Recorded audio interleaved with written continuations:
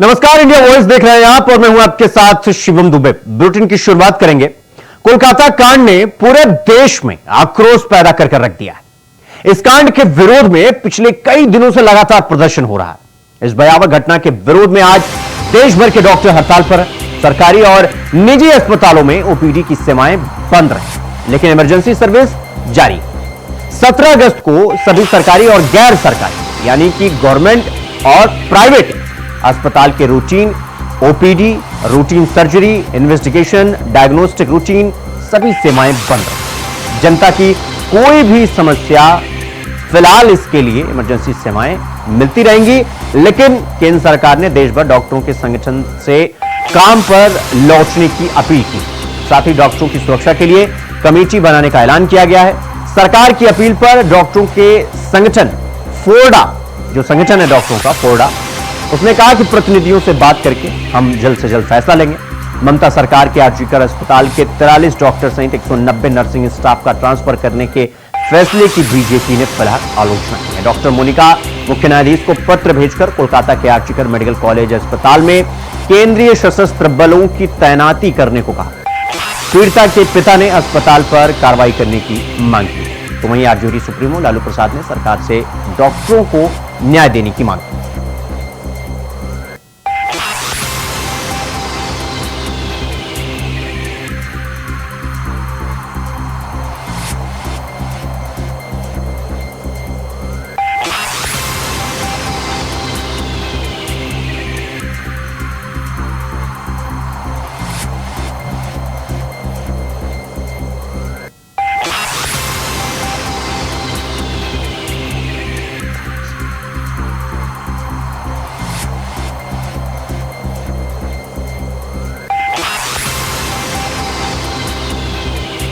तो इस खबर पर हमारे साथ हमारे सहयोगी मोहम्मद आसिफ हमारे साथ लखनऊ से जुड़ गए हैं और शुभम बोगल हमारे साथ हमारे सहयोगी जुड़ गए हैं जम्मू से, और अजय चौहान हमारे साथ इस खबर पर दिल्ली से जुड़ गए हैं।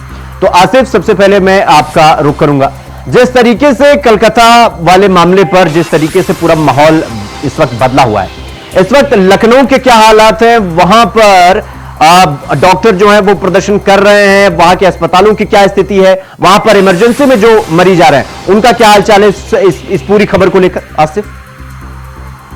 जी बिल्कुल शिवम, कोलकाता बर्बरता मामले को लेकर राजधानी लखनऊ के डॉक्टर पूरी तरह से आक्रोशित हैं। अगर बात करें Queen Mary Hospital, KGMU, PGI या फिर सिविल हॉस्पिटल और लोहिया की, यहाँ पर ओपीडी सेवाएं पूरी तरह से बंद कर दी गई हैं। इमरजेंसी चालू है और यहाँ तक कि जो गंभीर ऑपरेशन भी हैं उन्हें रद्द कर दे रहे हैं। डॉक्टर ऑपरेशन नहीं कर रहे हैं। अगर बात करें पिछले दिनों से अब तक के रिकॉर्ड की, तो करीब 10,000 गंभीर ऑपरेशन डॉक्टरों ने नहीं किया। तो ऐसे में स्थिति जो है बेहद गंभीर हो चली है। स्वास्थ्य सेवाएं पूरी तरह से ठप हो गई हैं। और वही अगर बात करें तो राजधानी लखनऊ के हॉस्पिटल में प्रदेश के अलग अलग शहरों के लोग आते हैं बड़ी संख्या में, जिन्हें ओपीडी सेवाएं नहीं मिलने से वो पर्चा लेकर इधर उधर भटक रहे हैं। ऐसे में मरीजों के सामने भी एक बड़ा संकट गहराता जा रहा है उनके इलाज के लिए। हालांकि जो डॉक्टर्स है पूरी तरह से आंदोलित है।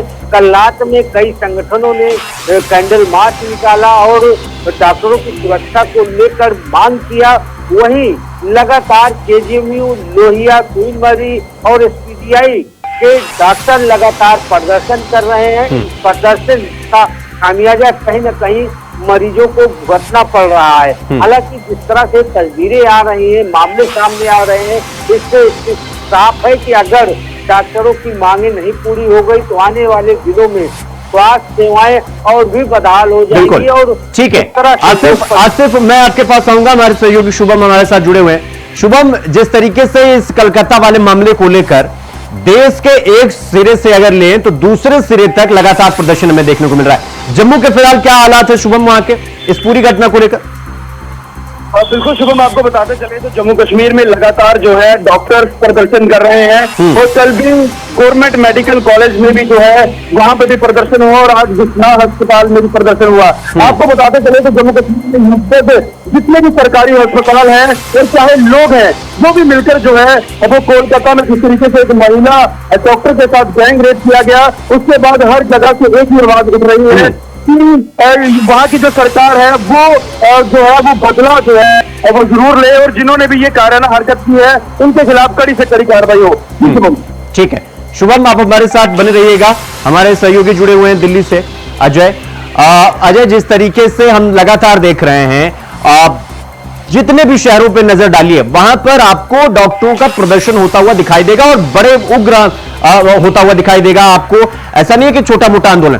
सवाल यह है कि राजधानी का क्या हाल चाल है, वहां के अस्पताल सुचारू रूप से चल रहे हैं, नहीं चल रहे हैं, इमरजेंसी वार्ड की क्या स्थिति है, क्या खबर है इस पूरी घटना को लेकर अजय?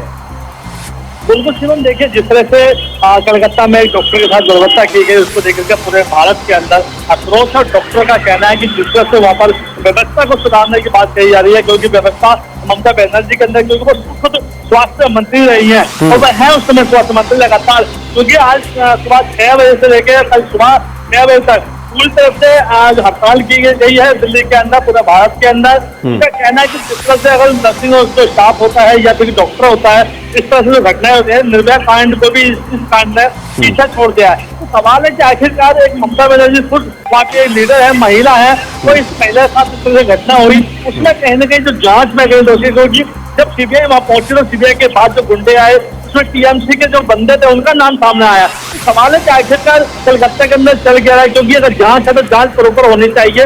ऐसे तो डॉक्टरों का जो स्टाफ है उनकी भी जो हड़ताल थी वो हटा दी गई। खुद ममता बनर्जी इस समय रोड पर है, यानी उन्होंने खुद अंदर प्रदर्शन किया। आखिरकार एक मुख्यमंत्री है और स्वास्थ्य मंत्री भी है, गृह मंत्री भी है, तो सवाल है कि आप जांच में कहीं ना कहीं लापरवाही सामने आ रही, क्योंकि लोगों का कहना है कि ममता बनर्जी नहीं चाहती कि सीबीआई जांच करे, लेकिन जो सच्चाई है उसको मेडिकल कॉलेज की तो जिस तरह से जो सामने आ रहा है वो बहुत बड़ा खुलासा होने वाला है। ठीक है, मैं आपके पास आऊंगा।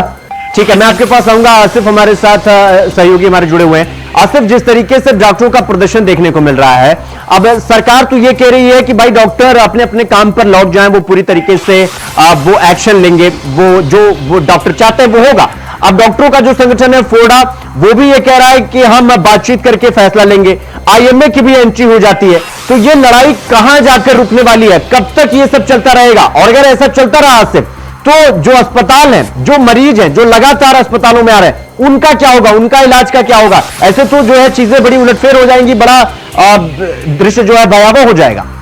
आसिफ, देखिए शिवम, पश्चिम बंगाल की घटना को लेकर जिस तरह से समूचा देश जो है इस घटना को लेकर भुगत रहा है, कहीं न कहीं डॉक्टर आक्रोशित हैं और लगातार डॉक्टर प्रदर्शन कर रहे हैं, कैंडल मार्च निकाल रहे हैं। और कल रात में जिस तरह एकजुट होकर सभी डॉक्टरों ने राजधानी लखनऊ के 1090 चौराहे पर संयुक्त शांति मोर्चा के तहत जो है विरोध प्रदर्शन जताया और काली पट्टी बांधकर प्रदर्शन किया। और यहाँ तक कि डॉक्टरों ने यह ऐलान किया है कि रक्षाबंधन वाले दिन काला रक्षाबंधन बांधकर जो है रक्षाबंधन त्योहार मनाएंगे। तो मिलाकर इससे साफ है कि डॉक्टर जो है पूरी तरह से गुस्से में, हालांकि इस मामले में यूपी सरकार के मंत्री भी कई बार मांग कर चुके हैं कि वह जो प्रदर्शन कर रहे हैं उसे वापस करें, जो भी सुरक्षा का दायित्व है सरकार निभाएगी। और साथ ही साथ जिस तरह से केंद्र स्तर पर कमेटी गठित की गई है डॉक्टरों की सुरक्षा को लेकर,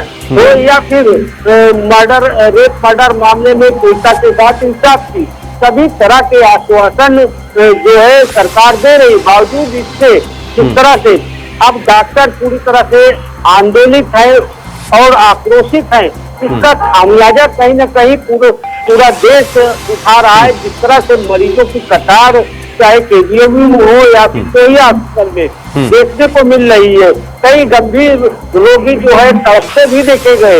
ऐसे में यह कहा जा सकता है कि जल्दी इस पर फैसला ना हुआ। और ठीक है आसिफ, मैं आपके पास आऊंगा। शुभम, जिस तरीके से अब हम अस्पतालों के बाहर लंबी लंबी कतारें देख रहे हैं, जिस तरीके से हम देख रहे हैं कि ओपीडी को पूरे तरीके से बंद कर दिया गया है, मरीज आ रहे हैं मजबूर, क्योंकि डॉक्टर हैं मगर वो प्रदर्शन में लगे हुए हैं, उनका विरोध भी जायज है, लेकिन ये विरोध जितना लंबा चलेगा राज्यों के लिए या एक तरीके से कहें पूरे देश के लिए उतनी ही समस्या खड़ी होगी। बिल्कुल शुभम, बिल्कुल सही कहा आपने कि अगर ऐसे ही ये प्रदर्शन चलता रहा तो कहीं ना कहीं खतरे की घंटी जो है वो लोगों के लिए जरूर है। आपको बताऊं तो मेरे साथ इस वक्त विजय तरगोत्रा है, समाज सेवक है, उनकी इस पर जो है एक बहुत बड़ी प्रतिक्रिया इन्होंने रखी है। तरगोत्रा साहब क्या कहना चाहेंगे जिस तरीके से तो कोलकाता में जो है एक महिला डॉक्टर के खिलाफ गैंगरेप? जैसे हालात आज पूरे भारतवर्ष में बने हुए हैं, स्थिति बहुत बिगड़ी हुई है। मोदी सरकार को चाहिए कि पूरे हिंदुस्तान के अंदर इस तरीके की कायराना जो हरकत होती है उसे जल्द से जल्द फांसी की सजा देनी चाहिए। ऐसे कायराना जो आज निंदनीय कार्य किया है डॉक्टरों ने, जो गैंगरेप हुआ है, ये आज पूरा भारतवर्ष ये जितने भी हमारे हॉस्पिटल हैं पूरे हिंदुस्तान के अंदर हर जगह प्रोटेस्ट हुए हैं, धरना हुआ है और आज पूरा हिंदुस्तान में। ठीक है शुभम, देखिए कोलकाता में जो घटना घटी है उससे पूरा देश का बच्चा हो या बुजुर्ग हो, कोई भी हो, वो बेहद आक्रोशित है, उसके मन में गुस्सा है। और वही लगातार हम पूरे प्रदेश में या देश में हम वो तस्वीरें भी देख रहे हैं। लेकिन ऐसे में सबसे बड़ा सवाल यह हो जाता है कि अगर ये जंग डॉक्टर वर्सेस गवर्नमेंट की ये लड़ाई लड़ती रहेगी, दो शक्तियां आपस में टकराती रहेंगी, तो विध्वंस जो जनता है, जो अस्पताल जा रहा है, जो ओपीडी की सेवाएं लेने जा रहा है, उनका तो कहीं पर इलाज ही नहीं होगा ना। तो ऐसे तस्वीरें और विध्वंस हो जाएंगी और ये लड़ाई कहां तक जाके रुकेगी? बिल्कुल शुभम, आपने बिल्कुल सही कहा, क्योंकि लगातार आपको बताएं तो आज भी प्रदर्शन रहा और कुछ दिन पहले से ही प्रदर्शन चल रहा है और चाहे बुजुर्ग है चाहे बच्चे हैं, उनके अंदर एक जोश है कि ये जो निंदनीय घटना हुई है इस पर सरकार जो है वो जल्द से जल्द कड़ा जो है वो संज्ञान ले और इस पर कार्रवाई करे, नहीं तो कहीं ना कहीं लोगों की परेशानियां जो है वो बढ़ती हुई नजर जरूर आ रही हैं।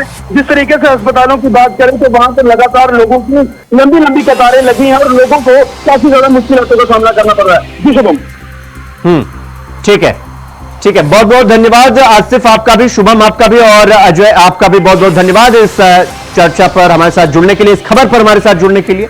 और पूरी तरीके से कोलकाता का ये जो मामला है महिला डॉक्टर के साथ, जितनी बर्बरता के साथ, जितनी विभत्स तस्वीरें हमने देखी, उसके बाद पूरे देश में इस वक्त डॉक्टर चाहे वो सरकारी हो या गैर सरकारी, वो no safety that means no duty, मतलब सेफ्टी नहीं तो ड्यूटी नहीं। और ये तस्वीरें हम आपको दिखा रहे हैं, पूरे देश में इस वक्त सरकारी और गैर सरकारी डॉक्टर सड़कों पर।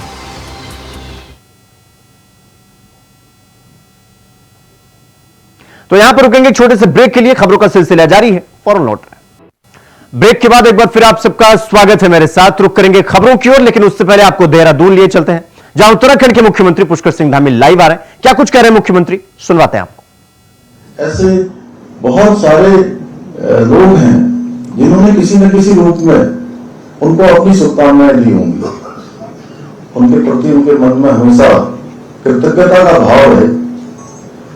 क्योंकि मैं जानता हूं अच्छी तरह से, अगर किसी गांव का बेटा या बेटी आगे जाते हैं, किसी मोहल्ले के आगे जाते हैं, तो वो पूरे मोहल्ले के लोग खुश होते हैं, पूरे गांव में लोग खुश होते हैं।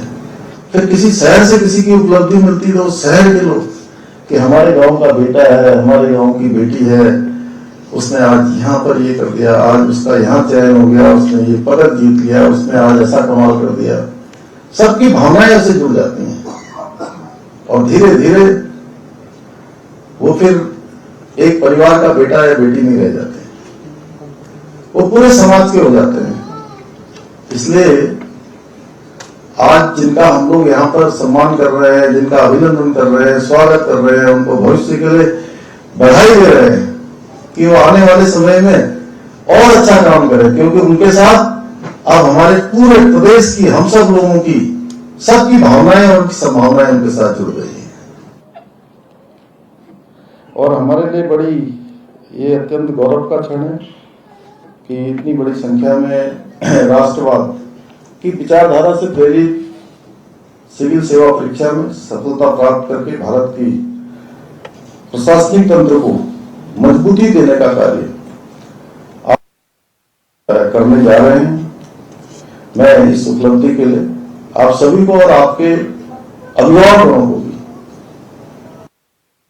अभी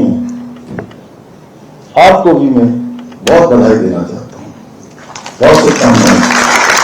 साथ ही मैं संकल्प परिवार को बधाई देता हूं जिनके मार्गदर्शन में इस वर्ष की सिविल सेवा में कुल चयनित 1016 में से संकल्प से जुड़कर 646 अभ्यर्थियों का चयन हुआ है।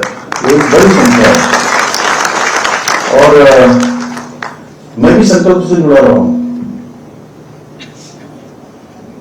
IAS की तैयारी तो मैंने नहीं करी, लेकिन मैं कभी कभी दिल्ली जाता था तो जब पटेल चेस्ट पर वहां कार्यालय हुआ करता था, मैं उस कार्यालय में जाता था, इसलिए मैं भी अपने आप को संकल्प का विद्यार्थी मानता हूँ। मैं उस सेवा में तो नहीं हूँ, मैंने उस सेवा में गया, लेकिन जिस सेवा में भी हूँ, ये सेवा निश्चित रूप से जैसा नाम है उसी प्रकार का संकल्प सिखाती है। और आप सब लोगों ने ये जो सफलता मिली है इसके लिए कठिन परिश्रम किया है और उसी का एक प्रतिफल है कि और साथ में इसमें संकल्प के उत्कृष्ट मार्गदर्शन का भी कहीं न कहीं योगदान है। और बड़ा अच्छा लग रहा था कि संतोष जी जब बोल रहे थे तो उन्होंने कहा कि जो भी इस प्रकार का प्रतिभावान छात्र छात्राएं दिखाई दे उसके लिए संकल्प हमेशा तैयार है। बहुत बड़ी बात है आज के युग में इस प्रकार से काम करना और इस सेवा में चयनित होना निसंदेह ये एक महत्वपूर्ण उपलब्धि है। लेकिन ये यात्रा अब यहीं समाप्त नहीं होती। जैसा मैंने कहा, आप सबकी एक नई यात्रा की शुरुआत है और एक ऐसी यात्रा जो हमारे देश के भविष्य को गढ़ने में सिद्ध होगी। आप सब लोगों ने बहुत सारे आयामों पर काम करना है। देश के सामने बहुत सारी चुनौतियां हैं, उन चुनौतियों पर काम करना है और नवाचार करके लगातार देश के लिए नई नई उपलब्धियों को हासिल करना है। और संकल्प जहां एक और हमारे मातृ संगठन राष्ट्रीय स्वयंसेवक संघ द्वारा प्रतिपादित सिद्धांतों के माध्यम से जो नई पीढ़ी है उसमें शिक्षा का प्रचार प्रसार कर रहा है और वहीं राष्ट्रवाद की प्रेरणा को जागृत करने का काम भी निरंतरता से कर रहा है। और यह संस्थान केवल शैक्षिक केंद्र नहीं बल्कि एक ऐसा स्थान है जहां पर राष्ट्र निर्माण की भी नींव रखी जाती है। अपने आप में एक अलग प्रकार का संस्थान, यहाँ विद्यार्थियों को न केवल प्रशासनिक सेवाओं के लिए ही तैयार नहीं किया जाता है बल्कि उन्हें भारतीय संस्कृति सभ्यता। तो बुलेटिन में फिलहाल अभी के लिए बस इतना ही। देश और दुनिया की तमाम बड़ी खबरों को देखने के लिए देखते रहिए न्यूज़। नमस्कार।